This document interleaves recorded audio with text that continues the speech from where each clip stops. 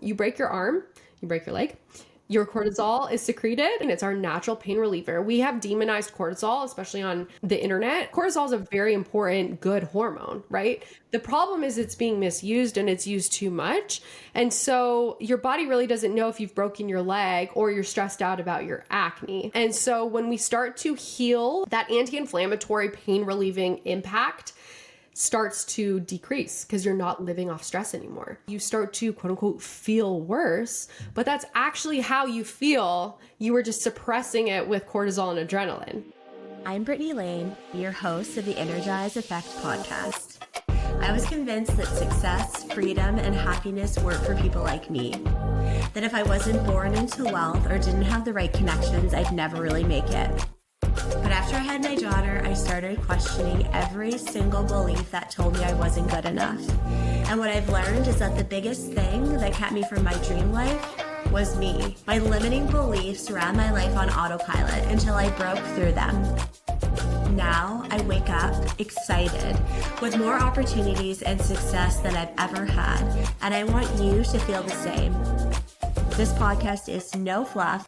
No filters, just raw, real conversations about breaking through what's holding you back so that you can wake up every day with an energized belief that anything is possible. Let's get into it. Let's just say, I know we've talked about there could be so many things that are going on within, but let's just say that it is a hormonal thing. What would we look at our blood work, for these hormone tests that could indicate what's going on? Because I've heard people say, oh, I have high estrogen, low estrogen. What would we be looking at specifically that could indicate this breakout? Yeah. So again, typically you would see with hormones specifically, it would be more so an androgen issue. So your male hormones, so testosterone or DHEA. Okay. This is why women with PCOS will typically have acne, because with PCOS, most women with PCOS will have elevated androgens, so male hormones. Depending on which one is elevated can give you some clues of, again, maybe more root causes. So if your testosterone is higher, it can be more of like inflammation. It can be insulin resistance sometimes, so blood sugar dysregulation. And then with DHEA, that is an androgen marker, but if it's high and it's essentially moving down the wrong pathway, which blood work is not going to show you. This is why we do the Dutch test, because you can actually see how your hormones are metabolizing as well, which is going to make a difference. So if DHEA is high and it's metabolizing down the more androgenic pathway, which we call 5-alpha reductase, it's going to basically put your male hormones on steroids, let's say. So it's going to cause more of those symptoms like hair loss, acne, weight gain, etc. But DHEA is typically more of a stress related, since DHEA is a stress hormone, but it is also an androgen. Yeah. So typically with chronic stress, we will see high DHEA as well. And then over time, if your stress gets long enough, your DHEA plummets, and now you actually go the opposite way. You will have lower estrogen, lower progesterone, lower testosterone, because your estrogen and testosterone are built from DHEA. So we can see how these all tie in, but DHEA is more stress. I would say testosterone is more blood sugar, dysregulation, inflammation, and again, figuring out where that inflammation is coming from. I think this might even be cueing people like, oh my God, I'm experiencing hair loss, or oh my God, I'm experiencing this. I didn't even know that it could be related to this. I just thought I was, getting old, like we talked about earlier. So I think that this is going to be really eye-opening.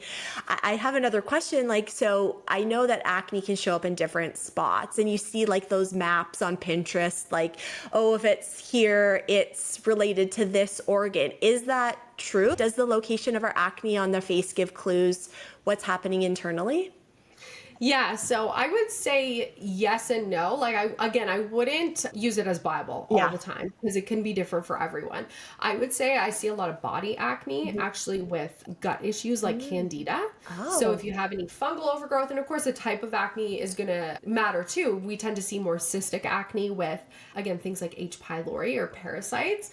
We see lymphatic issues with that jawline, cheek line, kind of neck issue or neck acne.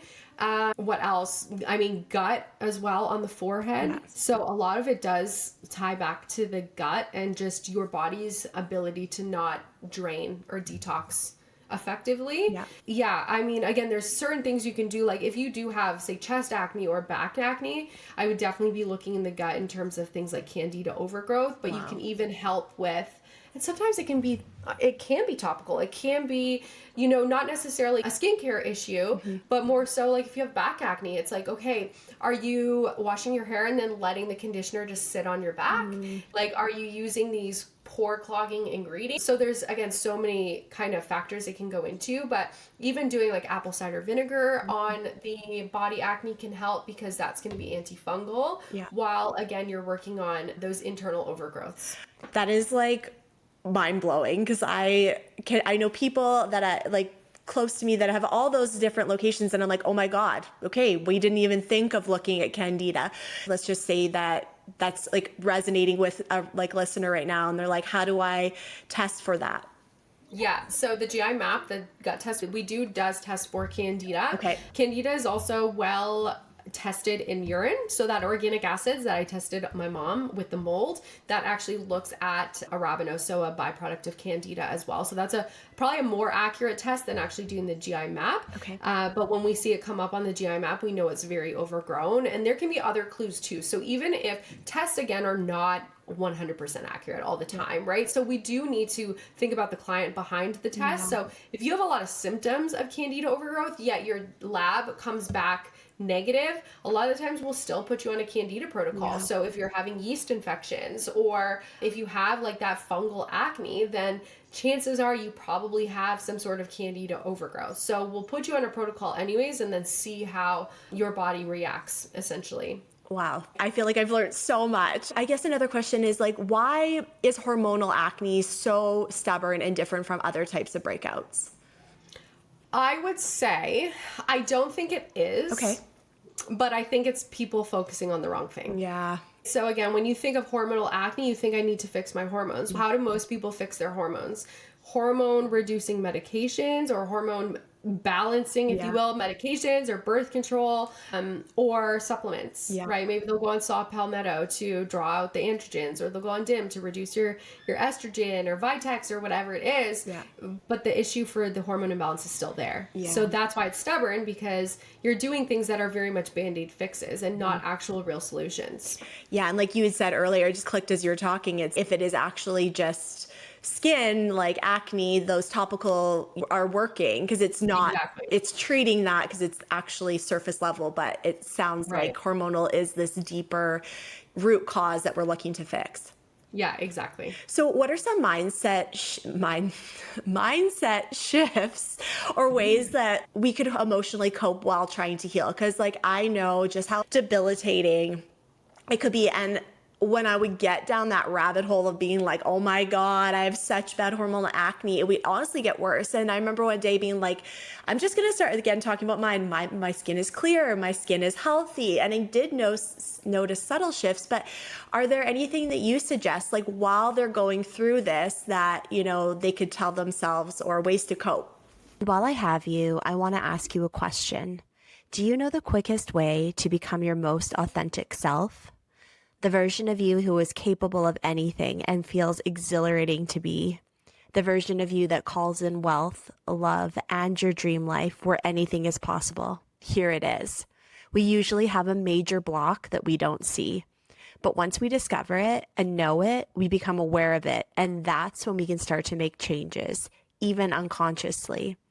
So uncover your block to become the best version of you with this free quiz linked in the description. It's the same quiz that's helped me and so many others uncover what's holding us back. Yeah, so I think there's tangible things you can do as well. Like, it's really important to, again, and this is going back to the lab intensive thing, like this is why I recommend working with someone and not just getting labs and kind of going on your own, because then we can tweak along the way. So for example, if you start to have a flare of acne, a lot of the times that actually happens when the things we're pulling out start coming out. Your symptoms actually get worse. It's very, very common for your symptoms to get worse before they get better. There's a few reasons for that.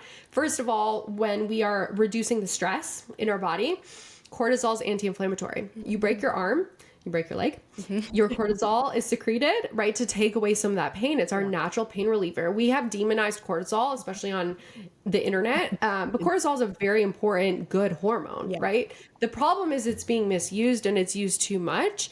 And so your body really doesn't know if you've broken your leg or you're stressed out about your acne, right? And so when we start to heal, I guess, if you will, the causes of higher cortisol or dysregulated cortisol, that anti-inflammatory pain relieving impact starts to decrease because you're not living off stress anymore, right? And so you start to quote unquote feel worse, but that's actually how you feel. You were just suppressing it with cortisol and adrenaline. Yeah. Right? So that is a really good thing. And this is why I'm so big on education, because it's one thing for me to be like, oh, this is normal. But it's another thing for me to explain what's actually happening from a science-backed perspective, for them to be like, okay, this is why it's happening. I can cope with this because I actually understand what my body's telling me.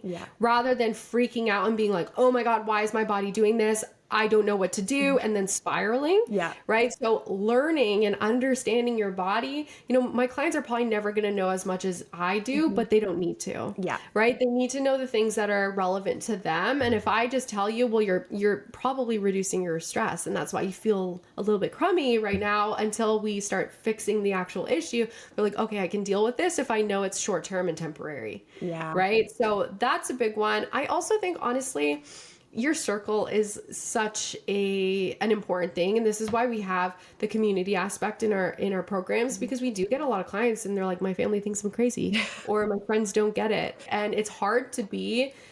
It's funny because the people who are the change makers like us, who really start doing these things, are usually the ones with the worst health. And that's why we're doing these things, right? We have the worst symptoms. And again, maybe coming down to genetics, and their friends are like, well, you still have acne. So like, what are you doing? Same thing. Yeah. Right. So I think really surrounding yourself with people who get it, even if it's just people in another program, who are on the same path as you, is so, so important. Because if you don't have the mental grit to not care, and that's a muscle you have to learn, if you don't have that mental grit right now, it will come. It's a muscle, but you can't be subjecting yourself to people who are trying to play smaller than you, and honestly are uncomfortable with your growth. I don't think anyone doing quote unquote better than you, I know this is very cliche to say, anyone doing better than you is ever going to judge you for trying to improve yourself. Like I remember, again, being 20 years old and working on my health, or not wanting to eat certain things at family gatherings that I knew would make my stomach hurt. And my overweight aunt would be like, why are you doing that? That's so stupid. It's like, well, I'm not trying to be like you, no offense, but you're not healthy. So why do I care what you're saying to me? 100%. So I think your circle is so important, and having a supportive partner. And I know we can't always choose those things, but really being able to filter the thoughts and the words that come at you is going to be super, super important. So I don't even think it's a thing you say to yourself. I think it's a lot of the times a lack of education and not knowing what's going on. And so you feel out of control, and the people around you, because you're here right now, you're doing the work. So I know it's not you. I know there's some limiting beliefs, I'm sure, but I don't think they're all stemming from you. I think a lot of it is that external noise, if you will. 100%. That is such a powerful thing to say, because I think in this time and age, we are stepping outside of the normal. We're healing, like hypnotherapy, limiting beliefs, healing from the gut within. A lot of people aren't necessarily at that space yet. They're still very traditional. And I think that what you said is so powerful. The people that are doing more aren't going to critique you. Anybody that's working on themselves is going to support you and lift you up, and never make you feel bad about it. In all of my life, that is so powerful. It's like on social media, if you're following somebody that is making you feel shitty about yourself, or is saying that, no, this is wrong, you can mute. You don't have to listen to that. So thank you for pointing that out, because that is such a powerful point. Yeah. It's such a projection. That's the last thing I'll say. It is really projection. Cause I think of it, and if my friends are starting a new business, or they want to get a job promotion, or they're working on their health, I'm sorry, but like, why would I want loser friends? Right? Like, why? And if that made me uncomfortable, I know it's because they're making me uncomfortable because I know I'm not living my full potential and I'm not doing the things that I should be doing. Yeah. And so I'm projecting it on them. But I know I'm like showing up every day and I'm working on my health and I'm like trying to be a better version than I was yesterday. Yeah. So like, good for you. If you're doing that too, like, let's do it together. I love that. I remember when I started on my page changing to put humor in it. And like humor has been a huge part of me just because I think like with trauma, I have a dark humor and not everyone gets it and that's okay. But like that's been a coping mechanism for me. And I remember when I started transitioning, somebody in my immediate, circle was like, oh, don't do that. Like this is your business change. I would be mindful of like how that doesn't go. And I was like, I could have taken that advice. But at that moment, I was strong enough to be able to dismiss that because for so much of my life, I did take those people's advice and believe them.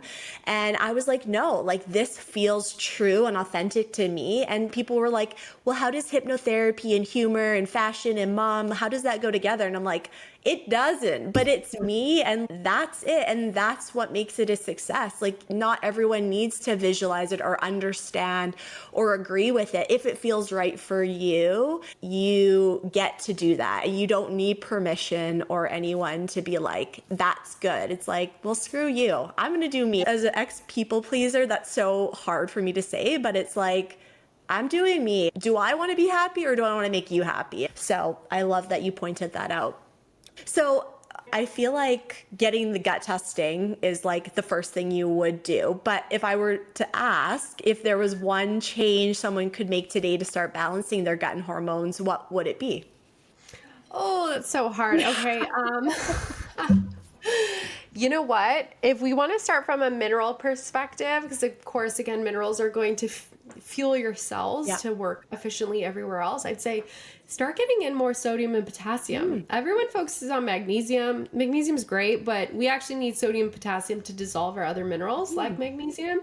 So I actually see people taking magnesium supplements and feeling worse because their body's not absorbing it and it's kind of perpetuating this deficiency.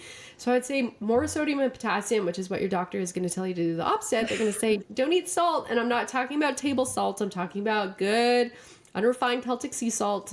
Getting more of that in, that's going to help build your stomach acid. It's going to actually help with bloating. And then potassium is very pro-thyroid. It is also going to sensitize the cell to other minerals and hormones, and it can help with digestion. It's very readily depleted with stress, and most of us are not getting enough in. So I would say coconut water, unless you're dealing with a candida overgrowth, coconut water can be really, really supportive for gut health and just for energy and vitality in general. Amazing. So how much would you suggest if they were to start taking like the Celtic sea salt? I know everyone's obviously a little bit different, but like a rough amount that you would suggest for each person. Yeah, so it depends on how much you're having now and how depleted you are. I usually tell people to start with an eighth of a teaspoon. Okay. So just put it into a little Ziploc bag or container so you know how much you're having every day. Put it into your water in the morning, put it on your food. Sometimes when I'm tired, I'll even put salt under my tongue and I feel like an instant boost of energy. So I would start with an eighth of a teaspoon and then slowly work your way up. If you start to feel bloated or like a little water retention, then you're probably getting in too much sodium compared to your potassium. Okay. So you actually need to increase your potassium. With potassium, I would start with probably 8 to 16 ounces of coconut water a day and work your way up. But it's going to be different for everyone. And again, this is where you really have to pay attention to your body and then be able to navigate as you go. I love that. That's such a simple thing. Okay, coconut water. I know obviously there's good and bad. Where do you buy yours? Is it due to the Costco thing or where do you buy yours? I used to buy the Costco, the organic Costco, but I literally live across the street from Costco. It just doesn't taste the best. No, okay. I feel like so many people are like, oh, coconut water sucks, but you haven't had the good type. Yeah. There's one called, oh my gosh, King something. It is amazing, but it's like gold. You like can't find it anywhere. And actually Western Family in Alberta makes a really good coconut water too, which you should be able to find at most grocery stores here. Other than that, honestly, the biggest thing is just looking at the label. It should only say coconut water. Okay. It shouldn't say like coconut water and stevia or sugar or anything. Like it should just be pure coconut water and not like some coconut drink. Yeah. That's huge, because I feel like when you look in the ingredients, it's like sugar and all this, and it's like, oh, it's supposed to be helping, but I'm actually doing worse. So yeah. I appreciate you sharing that. I just have one last question. So for the woman, I guess we could break it down, but for the woman that's pre-pregnant, during pregnant, and post-pregnancy, what do you recommend for these listeners, to optimize their energy, balance their hormones, maintain their skin and their gut health?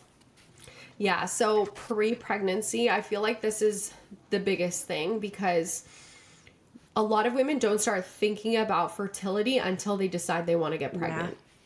And it's really heartbreaking, honestly, because we work with a lot of women who come to us and they're like, I've been TTC for 6 months or 12 months.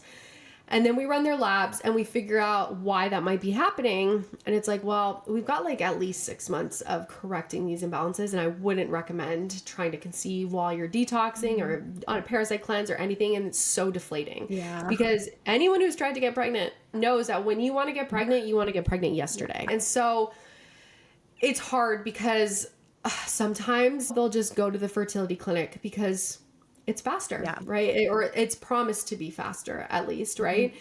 So that's the hard thing. And I would honestly say start thinking about pregnancy at least 2 years out. Yeah. And that seems exaggerated. But again, you will be in such a better place when it comes time to get pregnant. Mm-hmm. You'll have a way easier pregnancy for the most part, a healthier baby, and of course, an easier postpartum period too, right? Going back to our whole bounce back tangent, it's like, I didn't bounce back. I actually prepared for this for 3 years. So I'd run the test at least 1 year before thinking about getting pregnant. If you're on birth control, get off at least a year prior, because so many women have so many depletions and imbalances and thyroid issues from the pill, or even the IUDs, mineral dysregulation.